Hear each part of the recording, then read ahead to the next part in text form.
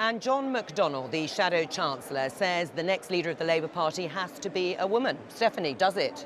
I think it does, but I think one of the things that I found quite shocking is today we've just seen the motion for a second deputy leader to be a woman be pulled from conference floor, and we've seen that be pulled from conference floor because someone might disagree with the leadership. It's like we can have a woman, but only if they agree with absolutely everything that we think they should say. It's just a bit of a bizarre situation this morning. And came as something of a surprise, certainly to Tom Watson, the existing deputy leader of the Labour Party, who says he was very much in favour of it. Can you tell us what happened there? Well, we're still trying to work out what happened, but this was an idea that was dreamed up in Corbyn's office months ago as a way of undermining Tom Watson. They thought it'd be good to bring in a second deputy leader, to try and marginalise him a little bit, and they've been talking about it for ages. So to suddenly pull it at the 11th hour.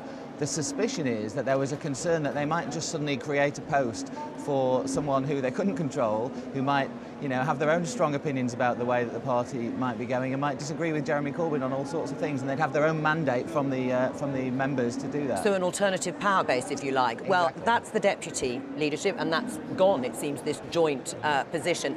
To return to the issue of the next Labour leader, do you think it should be and will be a woman?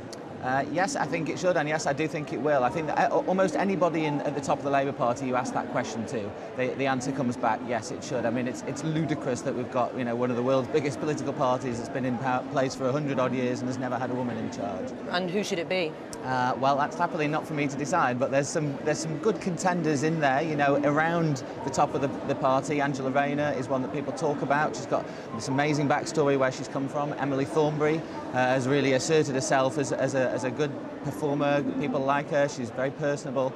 So there's a few characters around, but I mean, in the end, it will be the Labour Party members that decide, and we've got this huge membership who've proved to be very unpredictable in the past about who they might pick. So I guess in the end, it's not something you can easily call.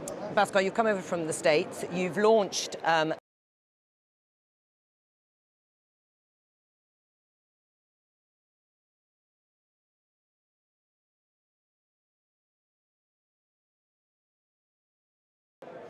a new edition of Tribune, the left-wing magazine here that's been in existence for about 80 years, and you're the founder of a left-wing magazine similar, I presume, Jacobin in America. What do you make of this discussion of a woman leader of the Labour Party here? Obviously hasn't been a female president of the United States.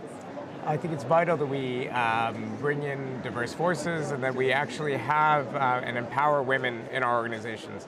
But I think the most important question is, will the next leader of the Labour Party speak in the interests of working people, and particularly the needs and desires of working class women for jobs, for security, for expanded socialization of things like childcare and so on. So right now, the Labour Party is lucky enough to have a leader that cares about these issues.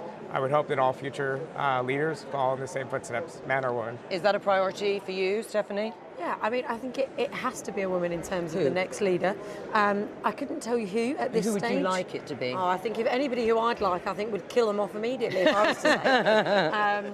But is that because you're from the wrong wing of the party? Well, no, I think it's a wonderful party that we have at the moment, and a very vibrant membership in terms of how it works. But I think the key issue is on this is it has to be a woman, but also the idea that therefore women wouldn't be able to have all of these things.